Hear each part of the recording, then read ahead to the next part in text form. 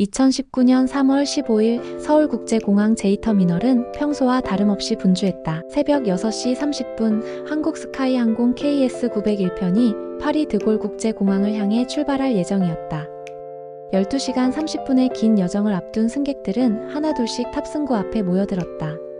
승무원 대기실에서는 이번 비행의 캐빈 크루들이 마지막 브리핑을 받고 있었다.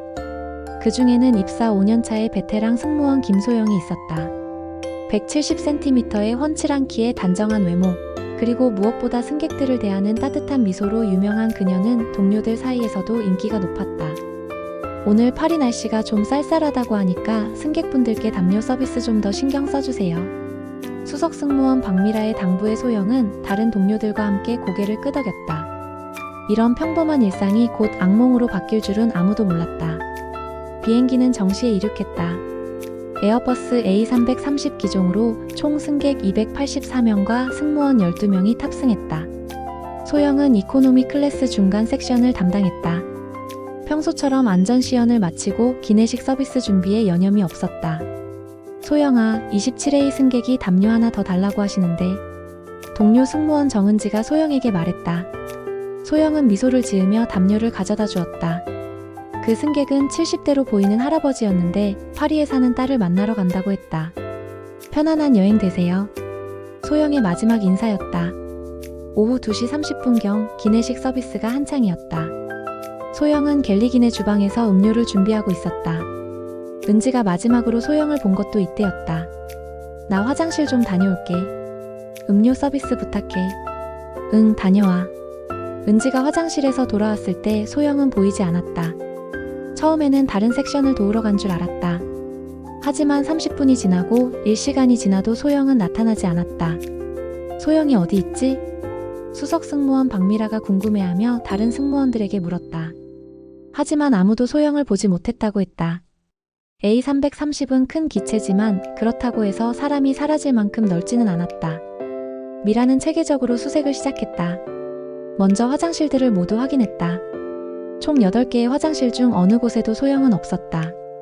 갤리, 승무원 휴게실, 심지어 화물칸 입구까지 모두 살펴봤지만 소영의 흔적은 찾을 수 없었다. 기장님, 저희 승무원 한 명이 실종됐습니다. 미라의 보고를 들은 기장 이정우는 처음에는 믿을 수 없다는 표정이었다. 30년 경력의 베테랑 기장으로서 이런 일은 처음 겪는 것이었다. 실종이라니 무슨 소리입니까? 비행기 안에서 어떻게 사람이 사라져요? 하지만 아무리 찾아도 소영은 없었다. 기장은 즉시 관제탑의 상황을 보고했다. 파리 관제탑 한국스카이항공 901편입니다. 기내에서 승무원 한 명이 실종되었습니다. 긴급 상황입니다. 관제탑의 지시에 따라 KS901편은 가장 가까운 공항인 모스크바 동부국제공항으로 비상 착륙하기로 결정했다. 기장은 승객들에게는 기계적 결함으로 인한 예방적 착륙이라고만 발표했다. 실제 상황을 알리면 기내가 패닉 상태에 빠질 수 있기 때문이었다. 비행기가 모스크바에 착륙하자마자 러시아 공항 보안 요원들과 수사관들이 기내로 들어왔다. 승객들은 모두 터미널로 대피시키고 기체에 대한 전면적인 수색이 시작됐다. 수색은 매우 철저했다. 좌석 아래, 증칸, 갤리의 모든 캐비닛, 심지어 천장 패널까지 모두 뜯어봤다. 특수장비를 동원해 기체 외부도 점검했지만 소영은 어디에도 없었다. 이상합니다. 분명히 이륙할 때는 있었는데. 수석 승무원 미라는 출입국 관리소 직원들과 면담하면서 말했다. 인천공항에서 찍힌 CCTV를 확인해봐도 소영은 분명히 비행기에 탑승했다. 동료들도 이륙 후 한동안은 소영과 함께 일했다고 증언했다. 모스크바에서 24시간 동안 머물면서 수사가 진행됐다. 러시아 수사당국과 한국스카이항공 그리고 항공영사관이 합동으로 조사팀을 꾸렸다. CCTV 분석 결과가 나왔다. 서울국제공항에서 소영이 비행기에 탑승하는 모습이 명확하게 찍혀 있었다. 또한 이륙 직후 기내 보안 카메라에도 소영이 승객들에게 서비스하는 모습이 기록되어 있었다. 그런데 오후 2시 35분을 마지막으로 소영의 모습은 카메라에서 사라졌다. 마치 공기 중으로 증발한 것처럼. 혹시 창문 쪽으로? 한 수사관이 조심스럽게 물었다. 하지만 A330의 모든 창문은 승객용으로 열리지 않는 구조였다. 게다가 고도 1만 미터에서는 인간이 생존할 수 없다. 가장 기이한 점은 소영의 개인 소지품들이었다. 핸드백, 휴대폰, 심지어 승무원 유니폼까지 모든 것이 그대로 남아있었다. 마치 누군가가 소영만 쏙 빼간 것 같았다. 수사팀은 동승했던 승무원들을 개별적으로 면담했다. 모두가 일관되게 증언했다. 소영은 평소와 다름없이 밝고 성실하게 일했다고. 특별히 이상한 점은 없었다고. 소영이는 정말 모범적인 친구예요. 승객들한테도 친절하고 동료들도 잘 챙기고. 이런 일이 일어날 리가 없어요. 동료 승무원 은지는 눈물을 흘리며 말했다. 마지막에 화장실 간다고 했잖아요. 혹시 그때 뭔가? 하지만 화장실 CCTV를 확인해봐도 소영이 화장실에 들어가거나 나오는 모습은 찍히지 않았다. 은지의 기억이 틀렸거나 아니면 소영이 정말로 증발한 것일까? 기장과 부기장도 마찬가지였다. 비행 중 특별한 난기류나 기계적 결함은 없었다고 증언했다. 30년 넘게 비행기를 몰았지만 이런 일은 처음입니다. 사람이 비행기 안에서 어떻게 사라질 수 있단 말입니까? 기장 이정우는 당황스러워했다. 48시간의 조사 끝에 러시아 당국은 일단 비행기의 운항 재개를 허가했다. 소영을 제외한 나머지 승무원들과 승객들은 다른 항공편으로 최종 목적지인 파리로 향했다. KS-901편 기체는 승무원 교체 후 한국으로 돌아왔다. 인천공항에서는 또 다른 정밀 조사가 시작됐다. 한국의 항공사고조사위원회와 경찰과학수사대가 합동으로 수사에 나섰다. 기체를 거의 분해하다시피 하며 조사했지만 결과는 마찬가지였다. 소영의 흔적은 어디에도 없었다. DNA 검사를 위해 기내의 모든 섬유 조각과 머리카락까지 수거했지만 소영과 일치하는 증거물은 발견되지 않았다. 소영의 가족들이 공항으로 달려왔다. 부모님과 오빠는 눈이 퉁퉁 부어 있었다. 우리 소영이는 절대 그냥 사라질 아이가 아니에요. 뭔가 사고가 있었을 거예요. 어머니는 오열하며 말했다. 이 사건은 곧 언론에 큰 관심을 받았다. 비행기에서 사라진 승무원이라는 제목의 기사들이 연일 쏟아졌다. 각종 추측과 가설들이 난무했다. 어떤 이들은 외계인 납치설을 제기했다. 또 다른 이들은 소영이 스스로 몸을 숨겼다는 이론을 내놨다. 심지어 시간여행이나 평행우주 이론까지 등장했다. 하지만 과학적으로 검증 가능한 가설은 거의 없었다. 항공 전문가들도 고개를 저었다. 물리적으로 불가능한 일입니다. 비행 중인 여객기에서 사람이 흔적도 없이 사라진다는 것은. 한국항공대학교 김 교수는 인터뷰에서 말했다. 한편 소셜미디어에서는 온갖 음모론이 퍼졌다. 정부의 은폐설부터 항공사의 조작설까지.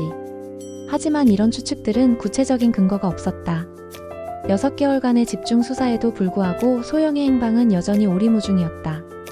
국제수사기구까지 수사에 나섰지만 별다른 진전은 없었다. 현재로서는 김소영 승무원의 실종 원인을 규명하기 어려운 상황입니다. 경찰청 수사본부장은 기자회견에서 발표했다. 모든 가능성을 열어두고 수사를 계속하겠지만 물리적 증거의 부족으로 어려움을 겪고 있습니다. 항공사도 성명을 발표했다. 직원의 실종에 대해 깊은 유감을 표하며 가족들에게 최대한의 지원을 약속했다. 또한 이번 사건과 관련해 내부 안전 규정을 재점검하겠다고 밝혔다. 하지만 사실 항공사로서도 할 수 있는 일에는 한계가 있었다.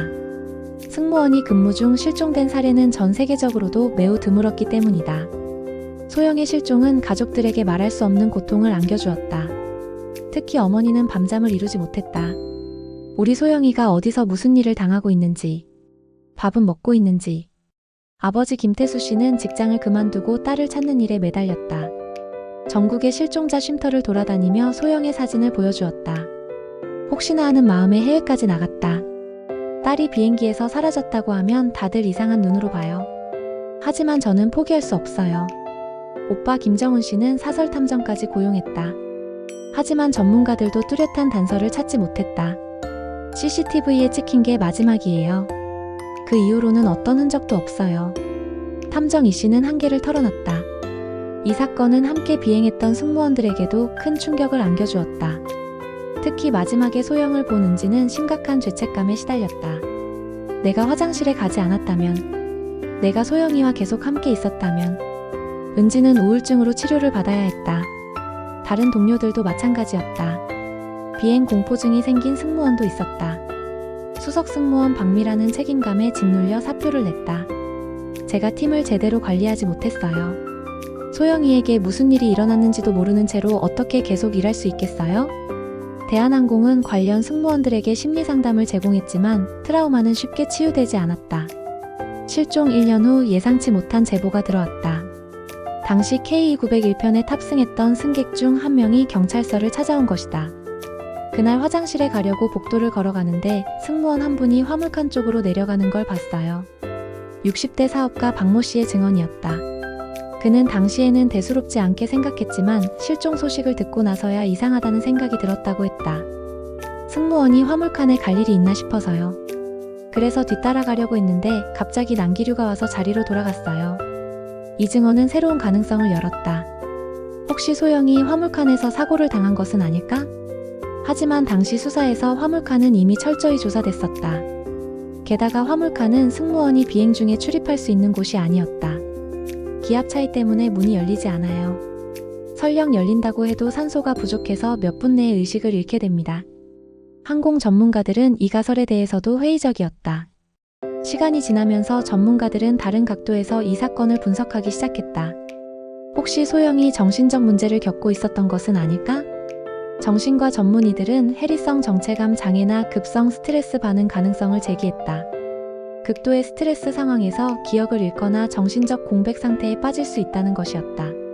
하지만 소영의 가족과 동료들은 이를 부인했다. 소영은 평소 매우 안정적인 성격이었고 특별한 스트레스를 받을 이유도 없었다는 것이다. 우리 소영이는 승무원 일을 정말 좋아했어요. 스트레스는커녕 매일 즐겁게 출근했어요. 어머니의 증언이었다. 심리 전문가들도 완전한 실종을 설명하기에는 기존 이론들이 부족하다고 인정했다. 이 사건은 점차 국제적인 관심을 받기 시작했다. CNN, UBC 등 해외 언론들도 미스터리한 실종 사건으로 보도했다. 항공업계에서는 이런 사례를 방지하기 위한 새로운 안전 규정들이 논의되기 시작했다. 승무원의 위치를 실시간으로 추적하는 시스템이나 기내 CCTV의 사각지대를 없애는 방안 등이 검토됐다. 국제민간항공위원회도 이 사건에 주목했다. 전 세계적으로 유사한 사례가 있는지 조사했지만 명확한 비교 대상은 찾지 못했다. 매우 특이한 케이스입니다. 항공안전사의 새로운 챕터를 쓰게 될지도 모르겠습니다. 국제민간항공위원회 관계자의 말이었다. 실종 2주년을 앞두고 소영의 가족들은 기자회견을 열었다. 아직도 딸을 찾고 있다는 간절한 호소였다. 2년이 지났지만 저희는 아직도 소영이가 어디선가 살아있을 거라고 믿습니다. 아버지 김태수 씨의 목소리는 떨렸다. 혹시 소영이를 보신 분이 계시다면 작은 정보라도 저희에게 알려주세요. 저희는 끝까지 포기하지 않겠습니다. 어머니는 소영의 사진을 들고 눈물을 흘렸다. 그 사진 속의 소영은 승무원 유니폼을 입고 환하게 웃고 있었다. 우리 소영이는 정말 착한 아이예요. 누구에게도 해를 끼친 적이 없어요. 왜 이런 일이 생겼는지.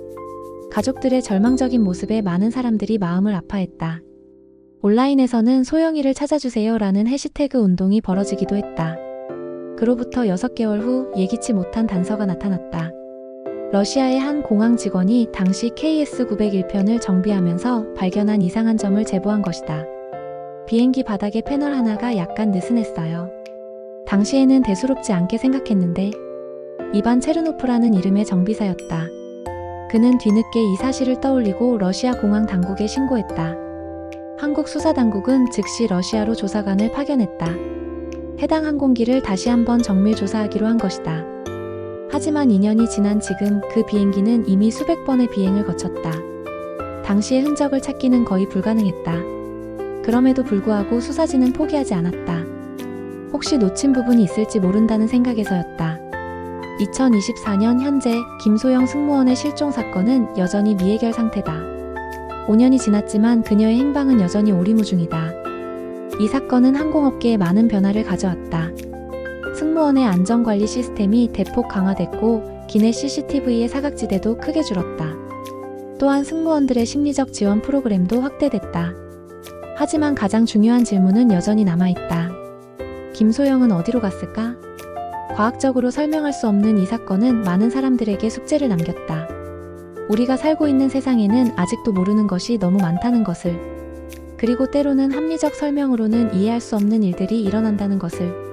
소영의 가족들은 아직도 그녀를 기다리고 있다. 언젠가는 문을 열고 환하게 웃으며 들어올 것이라고 믿으면서. 그들에게는 그것만이 유일한 희망이다. 어디선가 소영이 이 글을 읽고 있을까? 아니면 이미 다른 세상으로 떠났을까? 아무도 알 수 없다.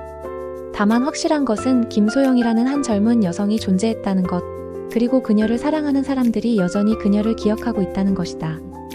그것만으로도 그녀의 삶은 의미가 있었다. 언젠가 이 미스터리가 풀리는 날이 올 것이다. 과학이 발전하고 새로운 사실들이 밝혀지면서 그때까지 우리는 기다릴 수밖에 없다. 진실이 드러나는 그날까지.